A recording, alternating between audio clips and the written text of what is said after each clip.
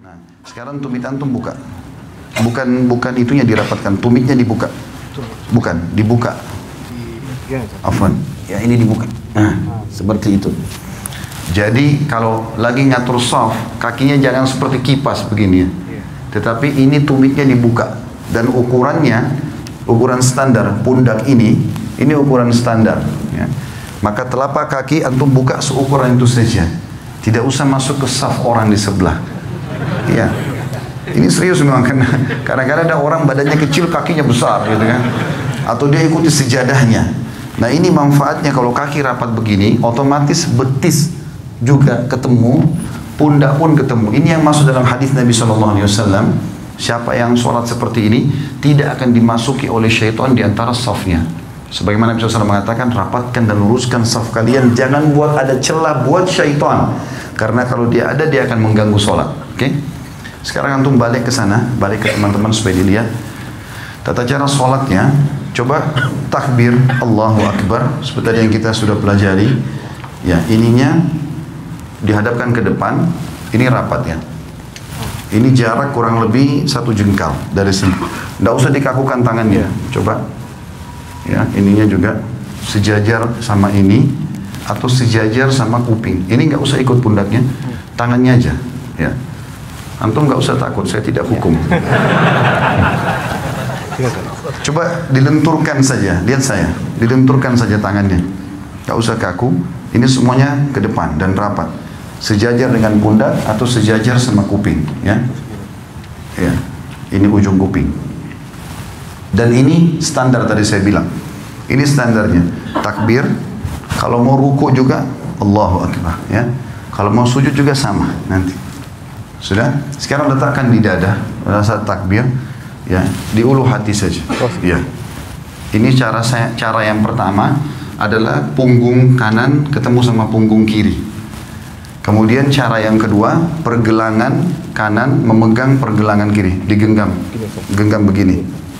Ya, seperti ini betul, ini digenggam. Ini cara yang kedua. Ini biasa saja, antum biasa saja. Ini pundak jangan ikut ya. Jadi tangan kita saja. Pundak tetap biasa, Allahu Akbar seperti ini, atau Allahu Akbar ini lebih jauh sedikit, ya. Ya, pundak tidak usah ikut, ini saja. Baik, sekarang ruku coba. Afwan, tinggal butuh 1 orang. Jazakumullah khair. Yang duanya sudah, supaya agak lenggang. Antum balik ke sebelah sana sekarang. Coba ruku. Sekarang ruku, Allahu Akbar, tidak dari awal, dari antum seperti normal lagi sholat, tangannya di sada, antum takbir, Allahu Akbar, mata ke tempat sujud. Ya, ini digenggam lututnya. Ini masih melengkung, ya. Baik, ini caranya, antum turun, dadanya dinaikin, kepalanya lurus ke depan, kepala lurus lagi, ya. Ya, seperti ini. Sekarang ini dipertahankan ya. Coba lihat saya. Kalau saya sebentar Afwan, kalau miring dibilangin ya. Kalau saya di rumah saya praktikin pakai cermin, lalu saya praktikin ruku itu. Allahu Akbar, ini saya genggam, kemudian ini saya tahan begini. Rata enggak? Ya, seperti ini. Ini terasa paha di belakang ketarik, ya. Kepala juga ke depan. Ini disunnahkan Nabi SAW. Kalau antum pakai cara seperti ini, mau sejam pun rukuknya nggak masalah. Jangan turun, jangan juga naik begini, ya. Seperti ini, dan perhatikan siku ini jauh dari tulang rusuk ya. Dan ini ditekan, ini kita tekan ke dalam. Saya sekarang tekan ke dalam dan paha saya ketarik. Coba fadhal. Ya, ruku Allahu Akbar. Wow. Ya, ini sudah mulai. Tinggal kepala antum, enggak usah lihat ke beliau. Dagunya turun lagi, ya, gitu. Oke, ini masih naik lagi, jangan naik. Nah, gitu. Nggak usah lihat orang, lihat tempat sujud. Oke, baik. Kurang lebih seperti itu ya. Nah, cara praktik ini penting karena Nabi SAW ruku seperti ini. Dan beliau dikatakan kalau taruh bejana tidak tumpah ya. Sama dengan kalau bangun juga begitu dari ruku. Kembali ke awal. Begitu bangun dari ruku, Allahu Akbar, kita bangun, Sami Allahu liman hamidah. Mata jangan kemana-mana, tetap bersujud. Ini tadi bisa 2 cara, bisa seperti ini atau diletakkan di sini ya. Ada yang belum kita pelajari tentang masalah sujud, tapi saya akan praktekin sekarang. Sudah, jazakallah khair. Kalau mau ikut sama anak sebentar bisa. Sujud ini ada dua cara. Bisa turun lutut dulu, baru telapak tangan, atau telapak tangan dulu baru lutut. Dua-duanya bisa. Karena itu khilaf di antara ulama. Ibnu Qayyim rahimahullah memasukkan antara salah satunya boleh. Tergantung keadaan ya. Cuma yang perlu diperhatikan, kata Nabi SAW, aku diperintahkan sujud dengan 7 anggota tubuh. 7 anggota tubuh. Satu itu dahi sama hidung. Maaf, biar hidung antum rasa pesek, tetap harus kena tempat sujud. Tidak boleh kepalanya begitu, ya, sehingga hidungnya nggak kena. Ini satu paket. Kalau nggak sah ini. Ini satu paket. 1, kemudian 2, 3. Jadi ini sudah 2 telapak tangan sama dahi ini, berarti 3. Lutut 2, berarti 5. 2 telapak kaki, 7. 7 anggota tubuh ini. Nah, caranya adalah Nabi SAW, kata Ibnu Mas'ud, kami dilarang oleh Nabi SAW untuk sujud seperti anjing sedang duduk. Perhatikan kalau anjing duduk, sikunya kesentuh tanah kan? Antum tidak boleh sentuh tanah. Tulang ini, siku nggak boleh kena ke tulang rusuk, ya. Dan usahakan ada jarak antara perut kita, paha sama siku ini. Kira-kira jarak di mana antum bisa merasa nyaman bernafas. Karena pada saat sujud kita butuh sirkulasi udara supaya bisa lama. Saya coba praktikin, anggap saja ini cuma contoh kalau kiblat ke sana. Sami Allahu liman hamidah, maka pada saat turun bisa 2 cara. Cara yang pertama adalah kita turun biasa saja, meletakkan lutut di sini, kemudian mengambil jarak kurang lebih 1 siku ini ya. Di sini 1 siku ini jaraknya, baru meletakkan tangan di sini. Tangan itu seperti ini ya kondisinya, seperti tadi orang takbir. Allahu Akbar, lalu letakkan kepala. Yang perlu diperhatikan adalah telapak kaki juga harus rapat. Saya menghadap kiblat sekarang. Afwan. Pada saat turun ini, kemudian letakkan jarak seperti ini, baru Allahu Akbar. Jangan begini ya, terlalu dekat sehingga tidak bisa bernafas, atau ada juga orang terlalu jauh. Tapi anjuran ulama adalah 1 siku dari lutut kita, kurang lebih jaraknya begini, ini kita letakkan telapak tangan di sini. Dan rapat semuanya seperti ini ya. Atau cara yang kedua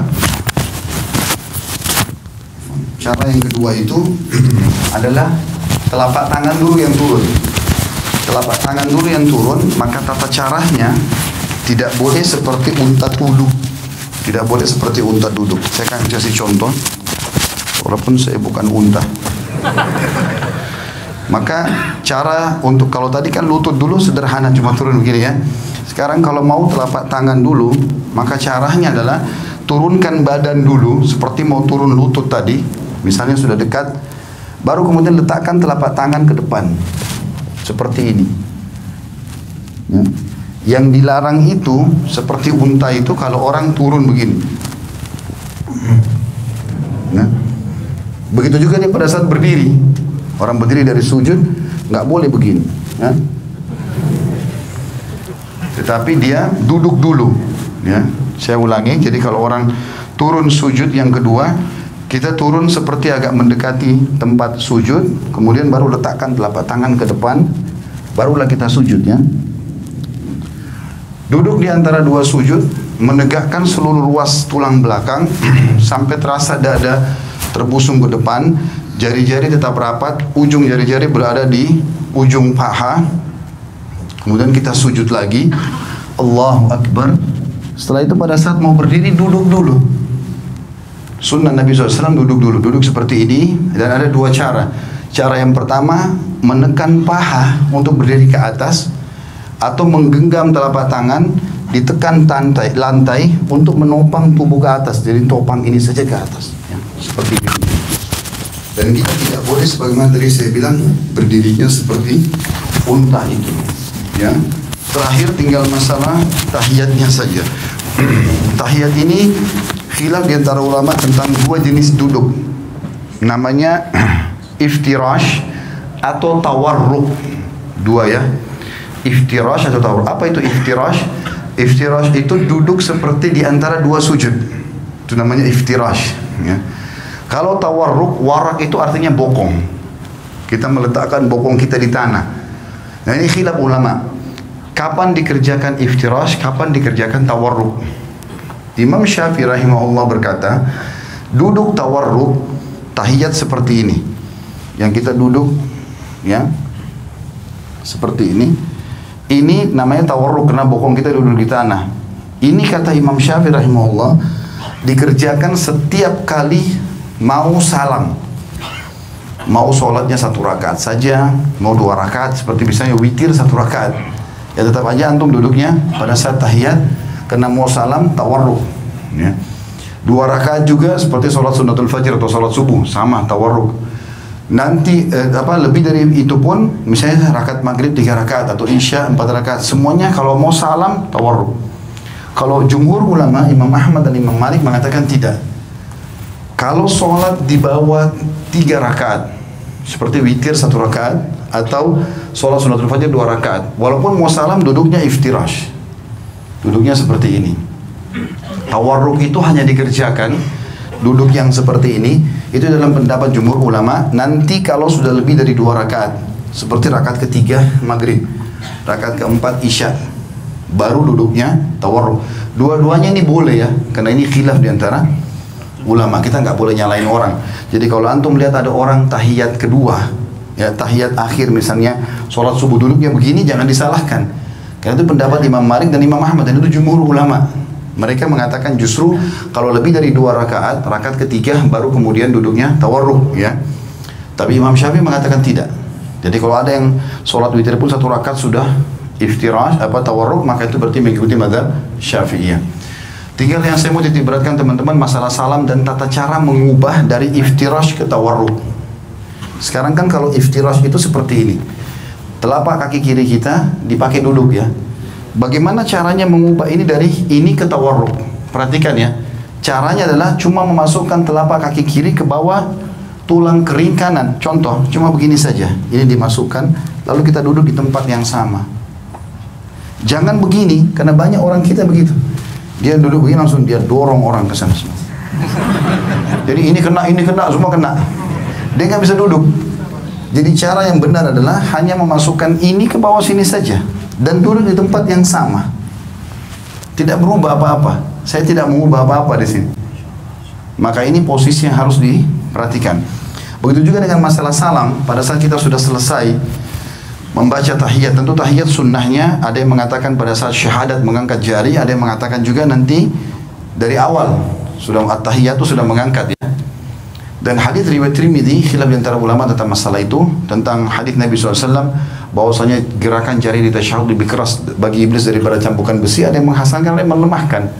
Kalau saya termasuk yang berpegang pada menghasankan hadisnya, sehingga menggerakkan jari itu, menggetarkannya bagian daripada sunnah Nabi SAW. Intinya antum setelah baca tahiyat tinggal salam.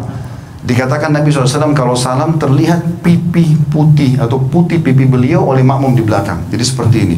Assalamualaikum warahmatullah. Terasa ini tertarik. Tahan sebentar, baru Assalamualaikum warahmatullah. Badannya nggak usah ikut salam ya. Cuma leher saja.